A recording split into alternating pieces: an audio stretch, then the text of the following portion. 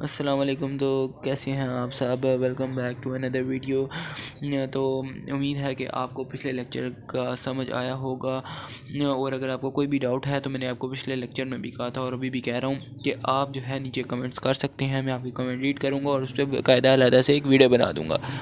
अच्छा जी, अब हम देख लेते हैं इनपुट डिवाइसेस और आउटपुट डिवाइसेस। पहले तो हम देखते हैं जी, ये इनपुट डिवाइसेस जो है ना, ये होती क्या है? इनपुट डिवाइसेस हैं क्या चीज़?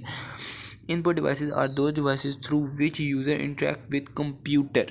कि इनपुट डिवाइसेस जो हैं वो डिवाइसेस हैं जिसके ज़रिए जो यूज़र है ना, जो कंप्यूटर यूज़ करता है वो कंप्यूटर से इंटरेक्ट कर सकता है, कंप्यूटर से बात कर सकता है, उससे अपना काम करवा सकता है, और जो है सारी चीज़ें हैं कंप्यूटर को से एक तरह से कम्युनिकेट कर सकता है through input devices. User give command to the computer. वही बात आ गई जिसे मैंने आपको बताया था कि इन इनपुट डिवाइसेस के ज़रिए ना, जो यूज़र होता है ना, वो कंप्यूटर को कमांड्स दे सकता है, कंप्यूटर को कमांड्स दे सकता है और उससे अपने काम करवा सकता है। Input devices helps in communication. देख वही बात आ गई कि ये जो इनपुट डिवाइसेस जो है ना, ये यूज़र को अलाउ करती हैं कि वो कंप्यूटर से जो है वो कम्युनिकेट कर सके। ठीक है, following are the names of input devices and their function. अब हम देखते हैं जी कि कौन कौन सी इनपुट डिवाइसेस हैं और उनके क्या क्या फंक्शन हैं। ठीक है, कुछ इनपुट डिवाइसेस जो हैं वो मैंने आपकी बुक से ली हैं जो आपके कोर्स में थी, और उनके मैंने जो है वो अच्छे से पॉइंट्स बना दिए हैं ताकि आपको याद करने में भी आसानी हो। और अगर आप ये सारी इनपुट डिवाइसेस को समझ लेते हैं तो आप खुद से भी लिख सकते हैं। मैं तो आपको हर वीडियो में यही प्रेफर करता हूँ कि आप जो है ख़ुद से लिखें, आपका कॉन्सेप्ट भी क्लियर हो और आपको समझ भी आए कि इनपुट डिवाइसेस या कंप्यूटर होता क्या है। ठीक है, तो ये आप देख सकते हैं, जैसे मैंने आपके लिए बुलेट फॉर्म्स में पॉइंट्स बना दिए हैं। आपको मैं यही सजेस्ट करूँगा कि आप जो है ये अपना आंसर पॉइंट्स में ही लिखा करें। इससे जो है एग्जामिनर उसके ऊपर भी अच्छा इंप्रेशन पड़ता है। और मैं आपको लास्ट में बताऊँगा कि इनपुट डिवाइसेस और आउटपुट डिवाइसेस का कितना चांस है पेपर में आने का, और इनसे कितना कितना पेपर में आता है। तो चलिए चलते हैं इनपुट डिवाइसेस पे और देखते हैं कि कौन कौन सी इनपुट डिवाइसेस हैं हमारे पास। अच्छा जी, अच्छा जी, सबसे पहली और सबसे मेन जो इनपुट डिवाइस है वो है हमारे पास कीबोर्ड्स। कीबोर्ड्स क्या है जी? The most common device use entering text in input, और it is used for document creating, data entry and programming. ये जो कीबोर्ड है ना, ये हम यूज़ करते हैं टेक्स्ट को एंटर करने के लिए, फॉर्म ऑफ इनपुट। ठीक है, और it used for document creating, data entry and programming. ये किस लिए यूज़ होते हैं इन्होंने यहाँ पर ना इसके एप्लीकेशन एक तरह के बताए हुए हैं कि डॉक्यूमेंट क्रिएटिंग के लिए भी यूज़ होती है, डेटा एंट्री के लिए भी यूज़ होती है और प्रोग्रामिंग के लिए भी यूज़ होती है। कीबोर्ड जो है वो बहुत कॉमन डिवाइस है इनपुट की। ठीक है, कीबोर्ड, माउस। अब माउस को हम देख लेते हैं, माउस क्या है जी? इनको भी देखें, जैसे मैंने पॉइंट्स की फॉर्म में कर दिया है। आप इनको यहाँ से इनका स्क्रीनशॉट भी ले सकते हैं और इन्हें बुलेट्स के फॉर्म में भी लिख सकते हैं और अपने नोट्स भी बना सकते हैं। अच्छा जी, माउस क्या है? माउस को देख लेते हैं। Control cursor on screen. Cursor कहते हैं वो जो आपको स्क्रीन के ऊपर एक छोटा सा एरो नज़र आ रहा होता है ना, इस तरीके का, उससे कहते हैं हम कर्सर। उससे हम काफ़ी ज़्यादा काम लेते हैं, उसके हम ड्रैग करते हैं, स्क्रोलिंग करते हैं, उससे हम फाइल्स ओपनिंग कर सकते हैं। वो इसके नीचे जो एप्लीकेशन है वो भी मैंने सेकंड पॉइंट में लिखी हुई हैं, इनका भी मैंने देखें पॉइंट्स बना दिया आपके लिए। कंट्रोल कर्सर ऑन स्क्रीन, ये मैंने आपको बताया कि जैसे कर्सर जो होता है स्क्रीन के ऊपर वो हम ऐसे कंट्रोल करते हैं। It use for dragging files, जैसा कि मैंने अभी आपको बताया, opening and selecting as well as graphic designing. ये जो माउस है ना, ये जो यूज़ होता है ड्रैगिंग के लिए मेनली यूज़ होता है। फाइल्स आपने कोई भी ओपन करनी है उसके लिए यूज़ होगा, आपने कोई फाइल सेलेक्ट करनी है उसके लिए यूज़ होगा। ग्राफिक डिज़ाइनिंग में भी ये माउस जो है बहुत अहम किरदार अदा करता है। ये ग्राफिक डिज़ाइनिंग में आपने जो है कोई चीज़ है जहाँ पर आपने छोटा माइनर सा कलर करना है या कोई माइनर चीज़ है, आपने उसे जो है हटाना है तो उसे इरेज़ करना है, उसमें भी जो है आपको कर्सर और कंट्रोल वगैरह की ज़रूरत पड़ती है। तो ये वहाँ पर भी इसलिए उन्होंने यहाँ पर मेंशन किया हुआ है कि वहाँ पर भी जो है ये माउस बहुत काम आता है। तो उम्मीद है आपको कीबोर्ड और माउस समझ आया होगा। अब अपनी अगली इनपुट डिवाइसेस की तरफ चलते हैं। अच्छा जी, अगली जो हमारी इनपुट डिवाइसेस हैं उनमें हमारे पास है जी माइक्रोफोन और स्कैनर। माइक्रोफोन और स्कैनर। माइक्रोफोन क्या होता है? माइक्रोफोन में वैसे आपको एक बता देता हूँ। माइक्रोफोन ना एक छोटा सा जो होता है वो एक माइक सा कह लें आप होता है जो आपके हमारे कॉलर पे लगता है, और काफ़ी बड़े भी होते हैं, उनमें छोटे भी आते हैं, बड़े भी आते हैं, और जो है वो आपके कॉलर पे लगता है। और उसका काम क्या होता है वो अब हम देख लेते हैं। उसका काम मेनली ना ये होता है कि लाइक आपके साउंड्स को वो डिजिटल फॉर्मेट में कन्वर्ट करता है, ठीक है, और जो है वो वीडियो के पीछे आपका साउंड जो है वो चल रहा होता है, ये मेनली उसका काम होता है। बट हम पॉइंट्स देख लेते हैं, पॉइंट्स क्या कहते हैं हमारे पास। It convert sound into digital signals, ये मैं आपको पहले बता चुका हूँ कि ये जो है साउंड को डिजिटल सिग्नल्स में कन्वर्ट कर देता है। अच्छा जी, it allows audio input for application like audio call, video recognization and sound recording. ये बहुत मेन चीज़ है कि ये जो माइक्रोफोन है ना, ये आपके मोबाइल में भी होता है। आप किसी को ऑडियो कॉल करते हैं तो आपका जो साउंड है ना वो बहुत लंबा प्रोसेस होता है, लेकिन कुछ माइक्रो सेकंड्स में, नैनो सेकंड्स में ये होता है कि आपका साउंड जो है वो जो आप बोलते हैं वो एकदम से डिजिटल फॉर्मेट में, डिजिटल सिग्नल्स में कन्वर्ट होता है, ठीक है। फिर वो अगले मोबाइल में ऐसी तरह ट्रांसफ़र होता है, और फिर वहाँ पर जाके डिजिटल सिग्नल जो हैं वो कन्वर्ट होते हैं, और आपकी आवाज़ दूसरे यूज़र को जाती है। वॉइस रिकॉग्नाइजेशन के आप गूगल पे जैसे बोल के बताते हैं जी, कोई आपने कुछ सर्च करना हो, आप उसे वॉइस रिकॉग्नाइजेशन करते हैं, ठीक है। साउंड रिकॉर्डिंग, आप कोई भी वॉइस मैसेज व्हाट्सएप पे किसी को भी कर रहे हैं, कोई साउंड रिकॉर्ड करवा रहे हैं अपना, तो वो भी इसी के थ्रू होता है, माइक्रोफोन के थ्रू। दूसरा है हमारे पास जी स्कैनर। स्कैनर क्या है? ये जो आप पूरी ये फ़ाइल देख रहे हैं ना, पीडीएफ फाइल, ये भी स्कैन हुई हुई है। तो आपको यहाँ से एक रियल लाइफ एग्जांपल मिल गई कि स्कैनर होता क्या है। It scan files, document and images and convert into digital format.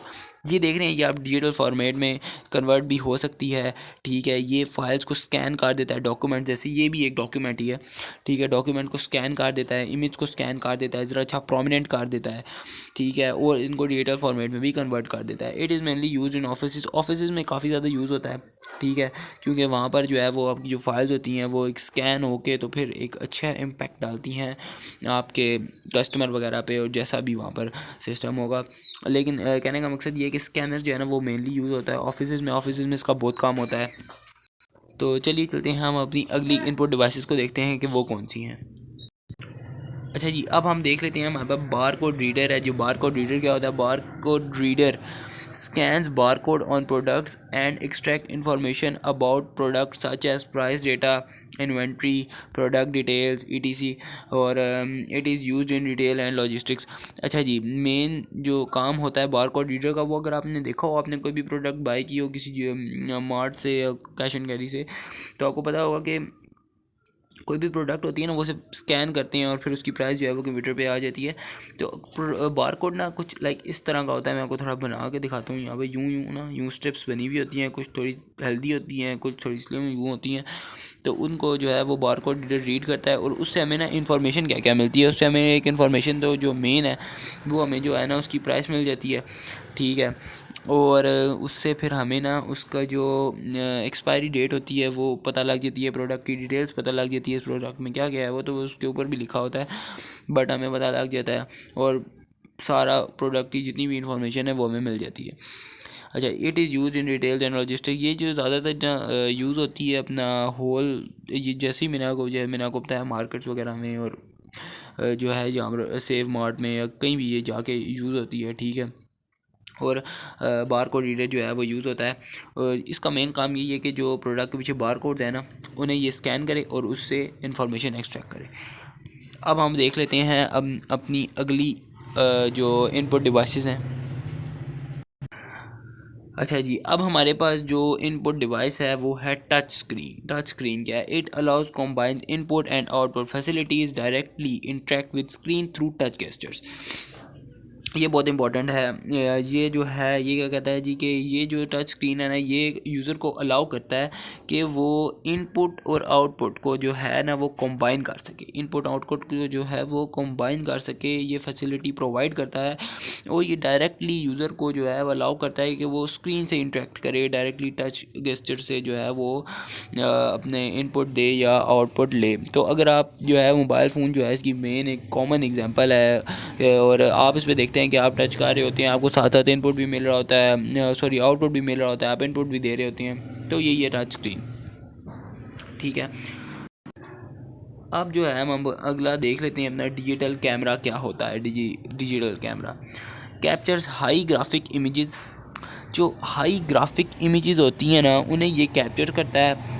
ठीक है, जो भी पिक्चर्स ये कैप्चर करता है वो हाई ग्राफिक्स में हो जाती हैं, उन्हें हाई ग्राफिक में कैप्चर करता है।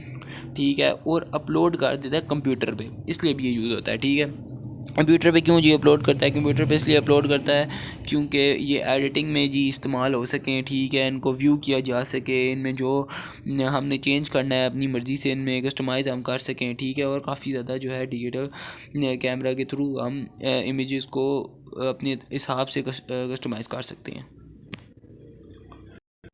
अच्छा जी, अब हम अपने आउटपुट डिवाइसेस की तरफ देख लेते हैं। ये जितने भी मैंने आपको बताए थे, ये touch screen, digital camera, keyboard, scanner, microphone, mouse, ये सारे जो थे आपके इनपुट डिवाइसेस हैं। और अब हम देखेंगे अपने आउटपुट डिवाइसेस के हमारे पास आउटपुट डिवाइसेस कौन कौन से हैं।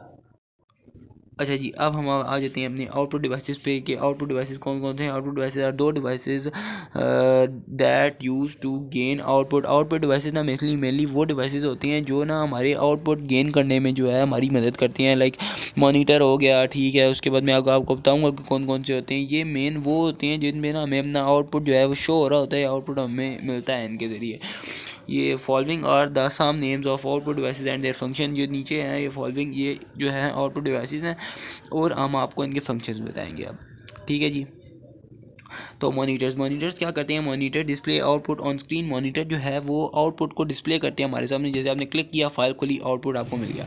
आपने कुछ इंटर किया, आपने कुछ इनपुट दिया यूट्यूब को, उसने आपको रिजल्ट्स दिया, आपको आउटपुट स्क्रीन पे मिल गया। तो ये होता है आउटपुट जो हमें मॉनिटर के थ्रू मिलता है। ये बहुत ज़्यादा मेन आउटपुट डिवाइस है, बहुत ज़्यादा जो है कॉमन आउटपुट डिवाइस है। मॉडर्न LCDs है are slim and provide high quality image. ये तो आपको पता ही होगा कि जो आजकल के दौर के अपग्रेडेड जो है वो LED हैं और LCDs हैं, वो काफ़ी ज़्यादा हाई क्वालिटी प्रोवाइड करती हैं और काफ़ी ज़्यादा स्लिम है और ना ही उनका इतना वेट है।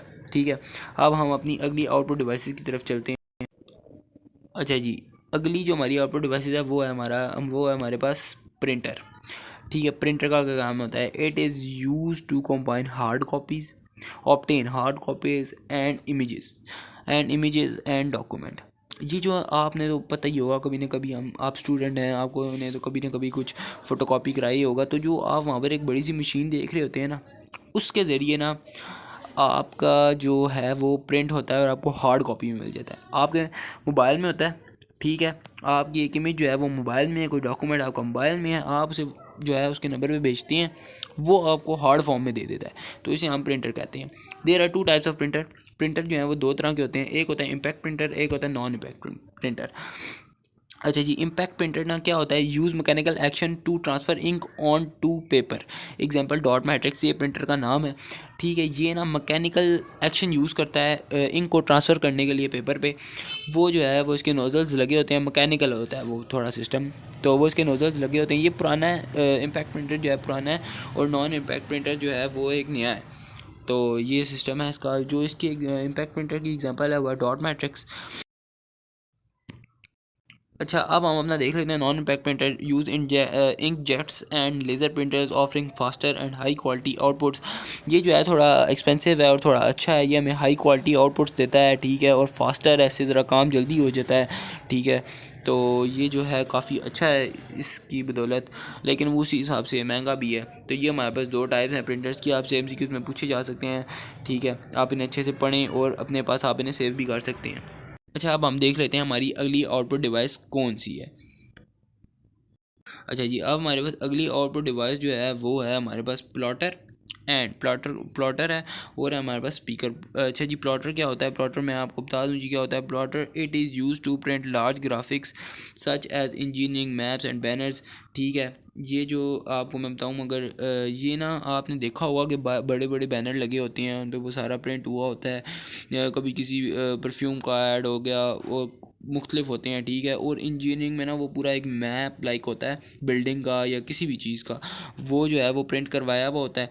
ठीक है, उसके उस पे काम कर रहे होते हैं, तो वो प्लॉटर के थ्रू होता है। प्लॉटर जो है ना बेसिकली बड़े लार्ज जो है वो मैप्स वगैरह को प्रिंट करने के लिए ना यूज़ होता है।